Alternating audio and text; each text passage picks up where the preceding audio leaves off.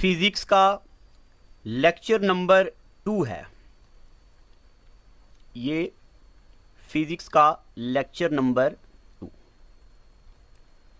अब मैं ये उम्मीद करता हूं कि आपने इससे पहले वाला लेक्चर अच्छे से देखा होगा और लाइव भी आप सारे बच्चे आए होंगे, आपके डाउट भी क्लियर हो चुके होंगे।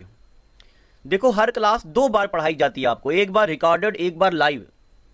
तो आप जब भी लाइव आएंगे प्लीज़ ऑथेंटिक डाउट ही पूछिएगा, और ख़ास करके अगर आप कहीं शोर वाली जगह पे हैं तो उसको म्यूट करके। पिछली क्लास में हमने पढ़ा था फंडामेंटल यूनिट्स क्या होते हैं, ठीक है। हमने पढ़ा था फंडामेंटल यूनिट्स, और fundamental unit length, mass, time, temperature, luminous intensity, current, amount of substance, ये मैंने आपको पढ़ाया था। अब अभी हम यहां पढ़ेंगे डिराइव्ड यूनिट्स, ठीक है। अब हम पढ़ने वाले हैं डिराइव्ड यूनिट्स। प्यारे बच्चों, डिराइव्ड यूनिट ऐसे यूनिट होते हैं जिनको हम डिराइव करते हैं, नाम ही इनका ऐसे ही है। ऐसे यूनिट होते हैं जिनको हम डिराइव करते हैं, कहां से? फंडामेंटल यूनिट से। जैसे मैं एग्जांपल लेता हूं, लेंथ एक फंडामेंटल यूनिट है और ब्रेड्थ भी एक फंडामेंटल यूनिट है। इन दो को यूज किया और लेंथ इंटू ब्रेड्थ होता है एरिया। तो एरिया क्या है? Derived unit. एरिया क्या है? डिराइव्ड यूनिट, ठीक है यहां तक। और कौन कौन से डिराइव्ड यूनिट हैं? एरिया हो गया पहले नंबर पे। और कौन सा डिराइव्ड यूनिट है? मैं कुछ कुछ बता रहा हूं। वर्क, वर्क भी डिराइव्ड यूनिट है। अब प्यारे बच्चों, यहां में देखिए, ये भी एक तरीका होता है।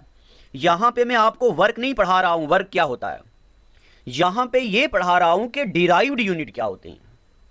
अब जब मैं आपको वर्क, पावर एंड एनर्जी बताऊंगा, तब बताऊंगा वर्क क्या होता, पॉजिटिव वर्क क्या होता, नेगेटिव वर्क क्या होता, जीरो वर्क क्या होता, वर्क कैसे किया जाता। तो ये वहां पढ़ेंगे, धीरे धीरे आपकी चीजें ठीक होने लगेंगी। वर्क क्या है?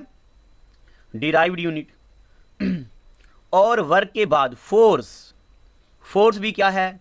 Derived unit. और प्रेशर, प्रेशर क्या है? Derived unit. और वॉल्यूम, वॉल्यूम भी क्या है? Derived unit. और एनर्जी क्या है? एनर्जी भी डिराइव्ड यूनिट। यानी कि कहने का मतलब length, mass, time, temperature, luminous intensity, heat और करंट, ये सी है, हीट और करंट।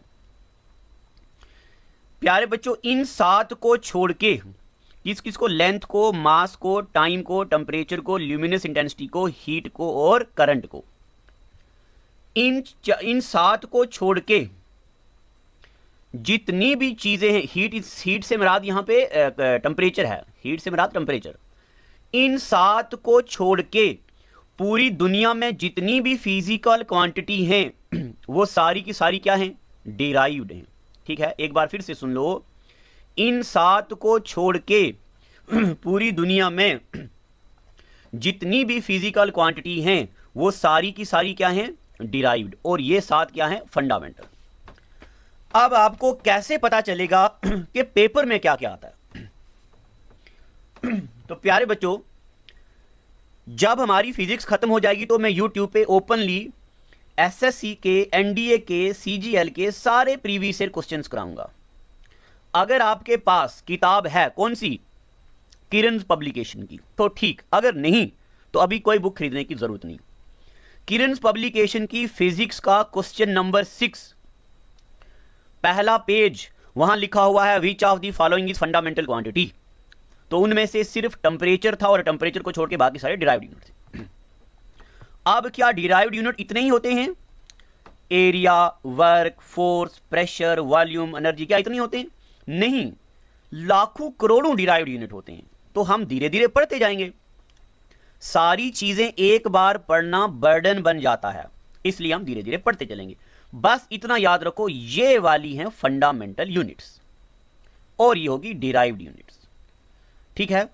अब यहां पे एक नोट लिखो आप, क्या कोई क्वांटिटी ऐसी है जो ना फंडामेंटल हो ना डिराइव्ड हो? हाँ, ऐसी क्वांटिटी जो ना ही फंडामेंटल क्वांटिटी हो, neither fundamental nor derived, are called supplementary units. क्या बोलते हैं इसको? Supplementary unit. वो चीज जो ना फंडामेंटल हो ना डिराइव हो उसको क्या बोलते हैं? Supplementary unit. अब सप्लीमेंट्री यूनिट इस दुनिया में कितने हैं? सिर्फ दो। एक है प्लेन एंगल और दूसरा है सॉलिड एंगल। एंगल को ऐसे रिप्रेजेंट करते हैं, एक है प्लेन एंगल और दूसरा है सॉलिड एंगल। ठीक है, अब ये प्लेन एंगल क्या होता है और सॉलिड एंगल क्या होता है ये मैं आपको बताता हूं। देखो, जब भी सर्कल के बीच कोई एंगल बने तो उस एंगल को बोलते हैं ये प्लेन एंगल है, और जब भी 3 डायमेंशनल फिगर यानी कि स्फेयर के बीच कोई एंगल बने उसको बोलते हैं ये सॉलिड एंगल है। तो प्लेन एंगल कहां बनता है? सर्कल में, क्योंकि सर्कल 2 डायमेंशन होता है। सॉलिड एंगल कहां बनता है? तो स्फेयर में। अब मैं आपको यह बताने जा रहा हूं ये एंगल क्या होता है। छोटी छोटी चीजें मैं क्लियर करता चला जाऊंगा। आपने फिजिक्स पढ़ी हो या ना पढ़ी हो उससे कुछ नहीं होने वाला। आप इस काबिल हो जाओगे कि आप फिजिक्स में सोचने लगेंगे, और अगर आप किसी को फिजिक्स पढ़ाएंगे कभी तो मजा आने लगेगा, पढ़ाने वाले को भी और पढ़ने वाले को भी। सुनते जाओ चीजें। अब मैं ये उम्मीद करता हूं कि ये चीजें आपको पता चलेगी। अब देखिए एंगल क्या होता है। देखो प्यारे बच्चों, एक ये लाइन, अब मैं ये उम्मीद करता हूं कि आपको ये पता है कि लाइन क्या होता है। ठीक है ना, लाइन क्या होता है, ठीक है ना। अब ये मत पूछना सर ये होती है लाइन। आपको किसी अंधे बंदे को बताना है लाइन क्या होती है तो उसको क्या बताओगे? ई होती लाइन, ई का होता। तो लाइन क्या होती है? अच्छा क्या होता है लाइन? चलो ये मैं आप पे छोड़ता हूं। What is line and line segment. चलो आप भी लर्न करो, थोड़ी चीजें लर्न करते जाओ, चीजें आहिस्ता आहिस्ता, शौक डालो। लाइन क्या होता है और लाइन सेगमेंट क्या होता है ये आपने पहली बार पढ़ा था 3rd क्लास की ज्योमेट्री में। क्लासेस भी याद है मुझे 3rd क्लास की ज्योमेट्री में। आजकल तो ये 1st 2nd में भी आ गया है ये लाइन और लाइन सेगमेंट। चलो, तो ये आपने एक लाइन लगा दी, मैं आपको एंगल समझाने जा रहा हूं। ये एक लाइन लगा दी, ठीक है, और एक लाइन होगी, दूसरी लाइन जो है ना वो इसके ऊपर है। आप जरा गौर से सुनना, एक लाइन ये ब्लैक वाली है और दूसरी लाइन रेड भी इसके ऊपर है। अब मैं रेड लाइन को ऊपर की तरफ घसीट रहा हूं थोड़ा सा। अब आप इसको इमेजिन करो कि यहीं से ऊपर आ रही है, ये आ रही है, ठीक है। तो दोनों लाइन एक जगह पे जुड़ी हुई हैं। अब ये यहां से ऊपर ओपन हो रही है। तो जब दो लाइन सेगमेंट या दो लाइंस एक पॉइंट पे जुड़ी हूं और वो रोटेट करने लगे, उनके बीच जो फिगर बनती है इस फिगर को बोलते हैं एंगल। क्या बोलते हैं इसको? एंगल। पता चल गया एंगल क्या होता है? एक पॉइंट क्लियर हो गया। क्या होता है एंगल? जब दो लाइनें एक पॉइंट पे जुड़ी हूं और वो रोटेट करें, उनकी रोटेशन में जो फिगर बनती है उसको बोलते हैं एंगल। अब मैं आपको बता रहा हूं एंगल कितने किस्म के होते हैं। एंगल 2 किस्म के होते हैं। कैसे कैसे देखते चले जाओ। मजा आ रहा है या नहीं लर्न करने में? एक लाइन ये है और दूसरी लाइन ये है। दूसरी लाइन ये है, मैं छोटी बना रहा हूं। अब ये लाइन यहां थी ना, अब इसको रोटेट करो और यहां, और इधर से उधर रोटेट करो तो यहां पे, और फिर इसको रोटेट करो तो यहां पे, और रोटेट करो तो यहां पे। इसको बोलते हैं पॉजिटिव एंगल। क्या बोलते हैं? पॉजिटिव। जब एक लाइन दूसरी के ऊपर रोटेट करे एंटी क्लॉकवाइज, अभी ऑपोजिट है, एंटी क्लॉकवाइज चलने पे कौन सा एंगल बनता है? पॉजिटिव। और जब एक लाइन दूसरी के ऊपर रोटेट करे मगर कैसे? क्लॉकवाइज, नीचे से ऊपर, यानी कि ये फिर इधर से ऊपर हुआ, ये फिर इधर से ये, ऐसे ऐसे ऐसे, इसको बोलते हैं नेगेटिव एंगल। ठीक है। अब प्यारे बच्चों, मैंने आपको बताया था कि एंगल सबसे बड़ा कितने डिग्री का होता है। तो 360 डिग्री के एंगल को सबसे बड़ा नहीं बोलते। देखते जाओ, जो ये ऊपर वाली लाइन है ना, जो ब्लैक वाली, अगर ये एक बार यहां से यहां रोटेट करे, ये पूरी यहां से, तो 360 डिग्री का एंगल बनता है। अगर ये 2 बार रोटेट करे तो 360 इंटू 2 यानी कि 720 डिग्री का एंगल बनता है। और रोटेट करे तो और बड़ा एंगल बनता है। जितनी बार रोटेट करेगी उतना बड़ा एंगल बनेगा। तो सबसे बड़ा एंगल पता कितने डिग्री का बनता है? इन्फिनिटी डिग्री का, इनफाइनाइट डिग्री का, 10 लाख, 1 लाख, 50 लाख, 1 करोड़ डिग्री का, बड़े से बड़ा। तो नेगेटिव एंगल, अरे जितना जितना ये नेगेटिव साइड से क्लॉकवाइज रोटेट करती जाएगी उतना उतना एंगल बढ़ता जाएगा। -3 लाख डिग्री, -50 लाख डिग्री, -1 अरब डिग्री, तो माइनस इन्फिनिटी होता है सबसे छोटा एंगल। ठीक है, सबसे बड़ा इन्फिनिटी डिग्री, सबसे छोटा माइनस इन्फिनिटी डिग्री। अब मैं ये उम्मीद करता हूं कि आपको ये चीजें पता चल गई हैं। चलिए, जैसे मैंने लिखा है ऐसे इनको अपनी लैंग्वेज में भी लिखो। लिख दिया। अब आपने, अच्छा, अब मैं आपको बताता हूं कि इनके यूनिट्स क्या होते हैं, सप्लीमेंट्री एंगल के और प्लेन एंगल के। देखो अगला पेज है, हम नेक्स्ट करते हैं, इसको स्लाइड को मैं रहने देता हूं। ये देखो, एंगल का यूनिट क्या होता है। ढेर सारे यूनिट होते हैं, 11th क्लास में आपने पढ़ा होगा centesimal system, sexagesimal system, circular system. But angle के जनरली मैं यहां पे 2 यूनिट ले रहा हूं, एक तो डिग्री और दूसरा रेडियन। एक ले रहा हूं डिग्री, दूसरा ले रहा हूं रेडियन। अब मैं आपको यहां पे ये समझा रहा हूं डिग्री क्या होता है और रेडियन क्या होता है। ठीक है, डिग्री क्या होता है और रेडियन क्या होता है। देखो, एक सर्कल ले लिया,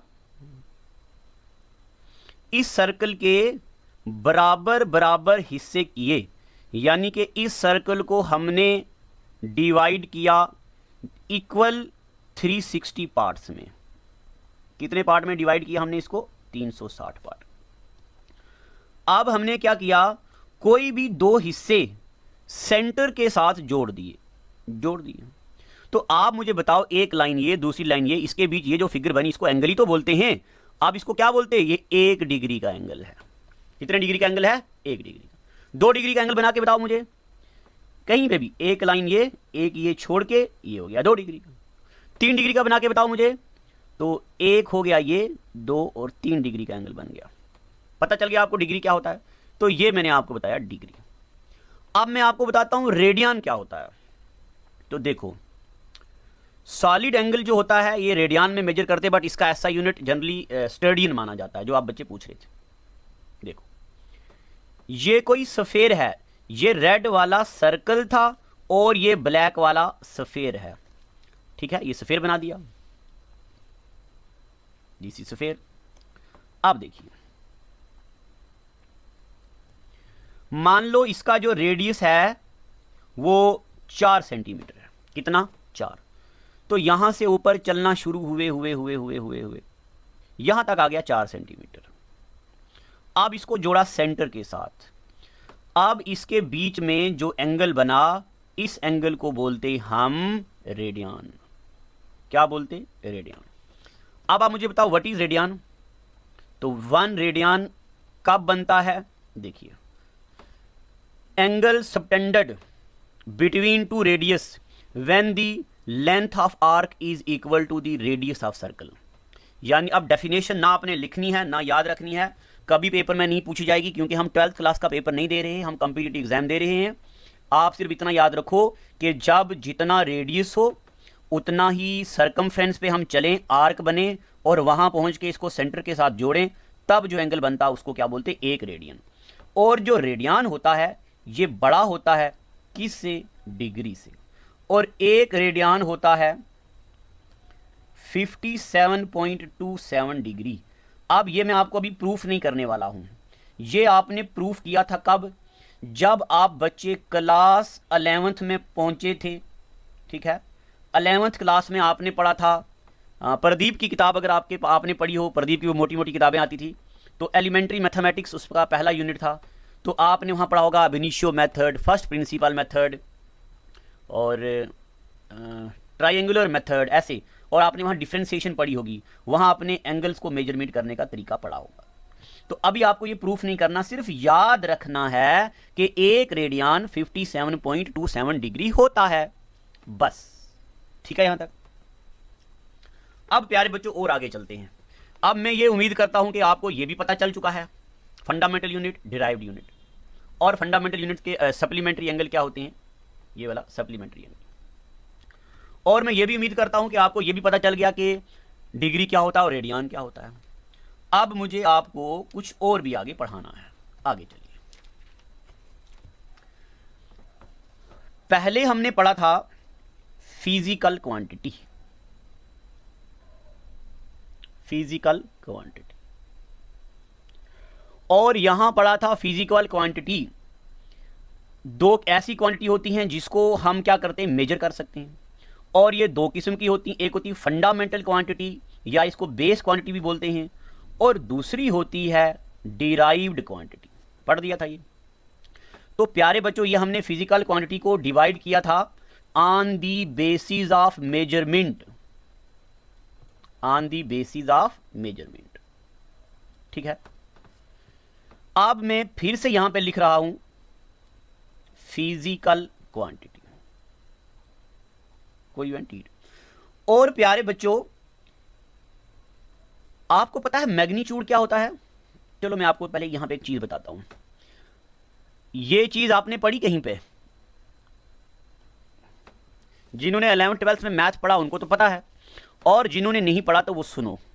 इसको बोलते हैं मॉडुलस फंक्शन। क्या बोलते हैं इसको? Modulus function.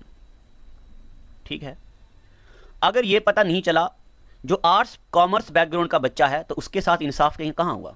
अरे मैं किस लिए हूं, सुनते जाओ। ये मॉडुलस फंक्शन एक मशीन होती है, यानी कि कोई फंक्शन होता है, कोई चीज होती है जिसमें अगर हम नेगेटिव नंबर को डालें तो ये बन जाता है +3, और अगर पॉजिटिव नंबर को डालें तो ये बन जाता है क्या? नेगेटिव। अरे ऐसा बिल्कुल नहीं है, पॉजिटिव पॉजिटिव ही रहता है। तो आप मुझे बताओ -5 का मॉड क्या होगा? तो -5 का मॉड होगा 5। -100 का मॉड क्या होगा? तो -100 का मॉड होगा 100। ठीक है, अब मैं इसको आपको एक फिजिकल वे में बताता हूं, आपको इसको सोचना कैसे है। मॉडुलस का मतलब होता है मैग्नीट्यूड। क्या मतलब होता है? मैग्नीट्यूड। मॉडुलस का मकसद क्या होता है? मैग्नीट्यूड। अब मैग्नीट्यूड का क्या मतलब होता है? मैग्नीट्यूड का मतलब होता है कोई चीज कितनी। क्या मतलब होता है? कोई भी चीज कितनी। 5, 6, 8, 10, 12, 15, 18, सिर्फ मैथमेटिकल वैल्यू को बोलते हैं मैग्नीट्यूड। जैसे देखो, आप गए घर से बाहर, आपको मम्मा बोले बेटा मोमोज ले आना, तो आप पूछेंगे कितने लाऊं? तो बोलेंगे 12 लाओ, 15 लाओ, 18 लाओ, 3 लाओ। ये होता है मैग्नीट्यूड। और एग्जांपल लेते हैं, आप घर से बाहर गए, आपको पापा ने बोला बेटा चावल ले आना, आप बोलोगे 5 किलो लाऊं, 10 किलो लाऊं, 17 किलो लाऊं, 20 किलो लाऊं, कितने लाऊं? ये हो गया यूनिट। आप घर से बाहर जा रहे, आप पापा को बोल रहे पापा पैसे दो, तो पापा पूछेंगे बेटा 5 रुपए चाहिए, 10 रुपए चाहिए, 100 रुपया चाहिए, 1000 रुपया चाहिए, कितने चाहिए? ऐसी वैल्यू को बोलते हैं मैग्नीट्यूड। क्या बोलते? मैग्नीट्यूड। अब अगर हम मैग्नीट्यूड की बात करें तो फिजिकल क्वांटिटी को हम 2 हिस्सों में डिवाइड करते हैं। कितने हिस्सों में डिवाइड करते हैं? 2। ये मैं नेक्स्ट पेज पे लिखूंगा क्योंकि इसके लिए मुझे ज्यादा पेज चाहिए। नेक्स्ट देखो, मैं यहां पे लिख रहा हूं फिजिकल क्वांटिटी शॉर्ट में। तो अगर हम मैग्नीट्यूड को देखें तो ये 2 हिस्सों में डिवाइड होती है। एक होती है स्केलर और दूसरा होता है वेक्टर। ठीक है, पेपर में आता which of the following is scalar and which of the following is vector. Scalar और वेक्टर का क्वेश्चन जो है ये बहुत आता है पेपर। अब पहले मैं आपको बता रहा हूं स्केलर क्या होता है और वेक्टर क्या होता है, सुनते जाओ। देखो, मैं आपको बोल रहा हूं मैंने 3 किलोमीटर डिस्टेंस कवर किया। क्या किया मैंने? 3 किलोमीटर डिस्टेंस कवर किया। तो प्यारे बच्चों, इसमें जो ये 3 है ना, इसको बोलते हैं मैग्नीट्यूड, जो अभी मैंने बताया। और ये जो किलोमीटर है इसको बोलते हैं यूनिट। ठीक है, अब आप पूछेंगे कि भाई आपने 3 किलोमीटर डिस्टेंस तो तय किया, कहां किया? डायरेक्शन कौन सी है? तो अब मैं यहां पे लिख रहा हूं मैंने 3 किलोमीटर डिस्टेंस तय किया नॉर्थ की तरफ। अब क्या क्या हमारे पास? मैग्नीट्यूड भी, यूनिट भी और डायरेक्शन भी। तो सुनिए, ऐसी physical quantity which has magnitude and unit are known as scalar and those physical quantity which has magnitude, unit and direction are known as vector। पता चल गया क्या? एक बार फिर से। अब मुझे पता है आप बोल रहे हो सर समझ नहीं आई, एक बार दोबारा। those physical quantity which have only magnitude plus unit, magnitude भी हो और यूनिट भी हो, are known as scalar. And those physical quantity which has magnitude plus unit plus direction is known as vector. अब पेपर में पूछते हैं कि स्केलर कौन सी है और वेक्टर कौन सी है, तो आप कुछ एक नाम याद रख लो। क्या क्या नाम याद रख लो? नोट मैंने आपको तभी फिजिक्स के नोट नहीं दिए क्योंकि आप लिखेंगे तो याद होगी चीजें, बाकी तो सारा लिखा हुआ है वो मैं आपको इसी तरह याद करा दूंगा किताब पे ही। तो स्केलर की एग्जांपल्स क्या क्या? डिस्टेंस। और स्केलर की एग्जांपल एनर्जी, स्केलर की एग्जांपल पावर, स्केलर की एग्जांपल टाइम, स्केलर की example speed, volume,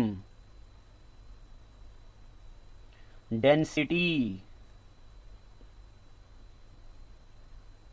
pressure, work, charge, charge के बाद इलेक्ट्रिक करंट, इलेक्ट्रिक करंट के बाद टेम्परेचर, ठीक है, टेम्परेचर के बाद, अब मैं नीचे नंबर आ रहा होगा तो मैं यहां लिखता हूं, फ्रीक्वेंसी, और फ्रीक्वेंसी के बाद मास, और भी हैं बड़ी खास खास। क्या क्या, मैं एक बार इसको रिवाइज करता हूं। डिस्टेंस स्केलर है, एनर्जी स्केलर है, पावर स्केलर है, टाइम स्केलर है, स्पीड स्केलर है, वॉल्यूम स्केलर, डेंसिटी, डेंसिटी का मतलब होता है घनापन, प्रेशर स्केलर है, वर्क स्केलर है, चार्ज स्केलर है, इलेक्ट्रिक करंट स्केलर है, टेम्परेचर स्केलर है, फ्रीक्वेंसी स्केलर है, मास स्केलर। अब आपके जहन में एक बात आ रही है इस वक्त, क्या है वो मैं अभी बताता हूं। आप इस वक्त ये सोच रहे हो कि मास्टर जी आप तो हमें पढ़ा रहे हो मगर हमें ये पता नहीं है फ्रीक्वेंसी क्या होती है, हमें ये पता नहीं है इलेक्ट्रिक करंट क्या होता है, हमें ये पता नहीं है चार्ज क्या होता है, हमें ये पता नहीं है प्रेशर क्या होता है। तो प्यारे बच्चों सुनो, अभी मैं आपको फ्रीक्वेंसी, चार्ज, करंट, प्रेशर नहीं पढ़ा रहा हूं, अभी मैं आपको पढ़ा रहा हूं स्केलर्स क्या होते हैं। तो अभी आपकी समझ में स्केलर आना चाहिए। जब मैं आपको इलेक्ट्रिक करंट पढ़ाऊंगा तो तब मैं एक जर्रा बराबर भी आपके जहन के अंदर इलेक्ट्रिक करंट का डाउट नहीं रहने दूंगा। जब मैं आपको वेव पढ़ाऊंगा या मोशन पढ़ाऊंगा तो मैं एक जर्रा बराबर भी फ्रीक्वेंसी का डाउट नहीं रहने दूंगा। जब मैं आपको ग्रेविटेशन चैप्टर पढ़ाऊंगा तो एक जर्रा बराबर भी मास का डाउट नहीं रहने दूंगा। जब मैं आपको वर्क, पावर एंड एनर्जी बताऊंगा तो तब मैं एक जर्रा बराबर भी पावर का, वर्क का और एनर्जी का डाउट नहीं रहने दूंगा। जब मैं मोशन पढ़ाऊंगा तो डिस्टेंस का एक जर्रा बराबर भी डाउट नहीं रहने दूंगा। आप मेरे पे भरोसा रखिए, ये पॉसिबल नहीं है कि हर चीज उसी वक्त क्लियर की जाए। अगर मैं आपको अभी फ्रीक्वेंसी पढ़ाना शुरू करूंगा ना तो ना मैं आपको फ्रीक्वेंसी अच्छे से समझा पाऊंगा और ना स्केलर समझा पाऊंगा। इसलिए अभी आप ये चीजें इसी तरह लिखिए। ये मेरा वादा है, जब मैं बोलूंगा ना कि आज फिजिक्स खत्म, तब आप बोलेंगे सर आज एहसास हो गया है कि जिंदगी में कोई सब्जेक्ट सीखा है पहली बार। ठीक है, चलो। Teacher is not a king but he know how to make a king. अब हम चलते आगे वेक्टर की तरफ।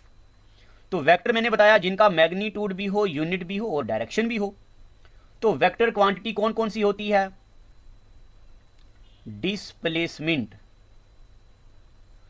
ठीक है, डिस्प्लेसमेंट के बाद वेलोसिटी, और वेलोसिटी के बाद टॉर्क, TORQE, टॉर्क, टॉर्क के बाद पोजीशन, पोजीशन के बाद एक्सीलरेशन, एक्सीलरेशन के बाद फोर्स, फोर्स के बाद वेट, वेट के बाद मोमेंटम, ये MOMENTUM, मोमेंटम, मोमेंटम के बाद इम्पल्स, इम्पल्स के बाद इलेक्ट्रिक फील्ड। देखिए इलेक्ट्रिक करंट स्केलर है और इलेक्ट्रिक फील्ड वेक्टर है, ठीक है। अब बाकी मैं यहां इसी के ऊपर लिख रहा हूं, नीचे जगह शायद नहीं होगी। मैग्नेटिक फील्ड, अब ये मैग्नेटिक फील्ड क्या होता है मैं बताऊंगा, सारा कुछ बताऊंगा। और क्या होता, करंट डेंसिटी। देखो करंट कहां गया, ये देखो करंट स्केलर है और करंट डेंसिटी क्या है, वेक्टर। एक और लिख दो, एंगुलर वेलोसिटी, एंगुलर वेलोसिटी, ठीक है। इसी तरीके से लिखिएगा और चीजों को हाईलाइट करते चले जाओ, और जो समझ नहीं आया तो कोई बात नहीं, जरा भी आपको मैं डाउट नहीं रहने दूंगा। किस किस का डाउट, जैसे मुझे पता है आपको क्या क्या अभी समझ नहीं आया, क्या क्या आपको आपको डिस्प्लेसमेंट बताना है, चलो ये थोड़ा बहुत पता होगा। टार्क तो बिल्कुल नहीं पता है, टार्क बताऊंगा, वेलोसिटी बताऊंगा, पोजीशन, एक्सीलरेशन, मोमेंटम क्या होता, इलेक्ट्रिक फील्ड क्या होता, वेट क्या होता, फोर्स क्या होता, इंपल्स क्या होता, एंगुलर वेलोसिटी क्या होती, करंट डेंसिटी क्या होती है, मैग्नेटिक फील्ड क्या होता। प्यारे बच्चों ये मैं सब कुछ बताने वाला हूं आपको। तो चलो, physical quantity on the basis of magnitude and unit होती है एक स्केलर, एक होती वेक्टर। स्केलर ऐसी चीज जिसमें मैग्नीट्यूड हो और यूनिट हो, वेक्टर ऐसा जिसमें मैग्नीट्यूड भी हो, यूनिट भी हो और डायरेक्शन भी हो। और फिर मैंने आपको स्केलर्स की और वेक्टर की एग्जांपल बताई हैं। अब यहां तक कोई डाउट है आपको, है कि नहीं? चलो, अगर कोई डाउट है तो लाइव क्लास में बताना, अगर नहीं तो अब मैं चलता हूं, आपको एक नई चीज बताता हूं। अच्छा एक बात मैं आपको बताऊं, प्यारे बच्चों अभी तक मैंने आपको जितनी भी चीजें पढ़ाई हैं ये सारी किस किस एग्जाम के लिए जरूरी हैं ये भी सुन लो। अभी तक वाली चीजें आएंगी जब भी कभी जेके एसएसबी में कोई एग्जाम होगा तो उसमें आएगी ये चीज, एसएससी सीजीएल के अंडर कोई एग्जाम होगा तो उसमें ये चीजें आएंगी, सब इंस्पेक्टर का पेपर हो तो उसमें आएगा, फोर्थ क्लास का पेपर हो तो उसमें भी हल्का हल्का आ सकता है। अब मैं आपको बताऊं अगर एनडीए सीडीएस का पेपर देंगे तो उसमें क्या आएगा, देखिए आगे। अब मैं थोड़ी मुश्किल चीज पढ़ाने वाला हूं तो जरा ध्यान रखना। आपको पता है डायमेंशन क्या होता है, डायमेंशन क्या होता है? तो सुनिए डायमेंशन क्या होता है। मान लो ये कमरा है और इस कमरे का ये दरवाजा है, आपने एक बेड बनाना है और मिस्त्री को बोला सर एक बेड बना दो, तो आप उसको बोलेंगे कि ये नॉर्मल बेड नहीं होना चाहिए, थोड़ा बड़ा होना चाहिए। तो अब आप मिस्त्री आपको बोलेगा ना भाई कौन से कमरे में रखना है, ये ना हो मैं बेड इतना बड़ा बना दूं कि दरवाजे से अंदर जाए ना। तो आप मिस्त्री को बोलो कि रुको मैं घर जाके, या चलो मेरे घर फीता ले आओ तो मेरे घर में मेजर करो, मापो चीज को। तो मिस्त्री आएगा आपके घर, तो आपका कमरा मापेगा, जितना मीटर होगा इतने बाई इतने का, तो फिर वो उसी हिसाब से आपके लिए बेड बनाएगा। तो मिस्त्री ने आपके कमरे की मेजरमेंट ली है, क्या ली है, मेजरमेंट। इसी मेजरमेंट को बोलते हैं डायमेंशन। क्या बोलते हैं, डायमेंशन। मगर फिजिक्स में डायमेंशन सिर्फ लेंथ, मास और टाइम को बोलते हैं, ठीक है, बाकी किसी चीज को नहीं। लेंथ को, मास को और टाइम को, किसको, लेंथ को, मास को और टाइम को। अब देखिए पेपर में क्या आता है, पेपर में आता है व्हाट इज डायमेंशन। अच्छा फंडामेंटल यूनिट क्या क्या हमने पढ़े थे, लेंथ, मास, टाइम, टेम्परेचर, ऐसा कुछ भी ले रहा हूं मैं। तो बताओ लेंथ का डायमेंशन क्या आएगा, लेंथ का डायमेंशन आएगा एल, बस। और पावर लिखते हैं यहां पे 1। अब लेंथ में कुछ मास नहीं ना होता तो m को लिखते हैं 0 और टाइम को लिखते हैं 0 और इसको इस ब्रैकेट में बंद करते हैं। ये हो गया लेंथ का डायमेंशन, ठीक है। मास का डायमेंशन क्या होगा, तो भाई मास तो मास है, तो मास आएगा 1, लेंथ आएगी 0, टाइम आएगा 0, हो गया मास का डायमेंशन। टाइम का डायमेंशन, लेंथ आ गई 0, मास आ गया 0, टाइम आ गया 1, बस डायमेंशन, ठीक है यहां तक। चलिए बाकी इन चीजों का कुछ का डायमेंशन होता है, कुछ का डायमेंशन नहीं होता। अब टेम्परेचर में ना तो लेंथ है, ना मास है, ना टाइम है, तो सब कुछ होगा क्या, 0। क्या होगा, 0। तो अब चलते हैं, कोई थोड़ी मुश्किल चीजों का डायमेंशन निकालते हैं। कभी कभार पेपर में डायमेंशन आते हैं और एनडीए सीडीएस वाले पेपर में आते हैं। जैसे मैं आपको डायमेंशन निकालने सिखा रहा हूं, किसका? वेलोसिटी का। अगर ये आपको नहीं आता तो टेंशन नहीं लेनी है, कभी कभार पेपर में आता, बट आपको आना जरूर चाहिए। मेरा मकसद है कोई भी चीज आपसे छुपी ना रहे। वेलोसिटी, आप मुझे बताओ पहले वेलोसिटी का यूनिट क्या होता है? ये है कोई फिजिकल क्वांटिटी। वेलोसिटी का यूनिट क्या होता है? मीटर पर सेकंड। हम नहीं बोलते 250 मीटर पर सेकंड, है ना? तो वेलोसिटी का एसआई यूनिट क्या होता है? स्टैंडर्ड इंटरनेशनल यूनिट क्या होता है? मीटर पर सेकंड। अब इसका डायमेंशन क्या होगा? देखो मीटर। आप मुझे बताओ मीटर किसका यूनिट होता है? लेंथ का होता है, मास का होता है, या टाइम का होता है? मीटर किसका? लेंथ का। Very good. तो मीटर है ना, तो एल आ गया 1। अब मीटर पर सेकंड, तो मास यहां पे नहीं है ना, तो जहां पे मास नहीं है वहां पे मास 0। अब पर सेकंड, अच्छा ये मैं आपको बता दूं, पर का मतलब होता है, देखो मीटर पर सेकंड, पर का मतलब होता है नीचे। तो जब इस नीचे को ऊपर ले जाते हैं ना, तो मीटर पर सेकंड को ऐसे भी लिखते हैं, -1 लिखते हैं, ठीक है। अगर ये होता मीटर पर सेकंड स्क्वायर, तो हम इसको लिखते ms-2, ठीक है, ऐसे लिखते। अब L1 M0 और S हो गया। S क्या होता है? सेकंड यानी कि टाइम, तो T की पावर -1, और इसको रखते डब्बे में ऐसे। कोई डाउट है कि नहीं? अब हम निकालते हैं, किसका यूनिट निकालते हैं? किसका निकालें? मैं थोड़ा अभी सिंपल आपको सिखा रहा हूं, कोई ज्यादा मुश्किल नहीं सिखा रहा हूं। अब हम निकालते फोर्स या एक्सीलरेशन का निकालते हैं। एक्सीलरेशन का मतलब होता है स्पीड में बढ़ना या कम होना, ज्यादातर बढ़ने को बोलते हैं एक्सीलरेशन। एक्सीलरेशन का यूनिट होता है मीटर पर सेकंड स्क्वायर। क्या होता है? मीटर पर सेकंड स्क्वायर। अब मीटर किसका यूनिट है? लेंथ का, L1। अब यहां पे मास तो नहीं है, तो मास 0। पर सेकंड स्क्वायर यानी कि सेकंड किसका है? टाइम का, तो T की पावर -2। ये किसका आ गया? एक्सीलरेशन का, ठीक है कि नहीं? अब उसके बाद फोर्स का भी निकाल लेते ताकि आपको हल्का सा आइडिया हो जाए। फोर्स का फार्मूला क्या होता है? Mass into acceleration. क्या होता है? Mass into acceleration.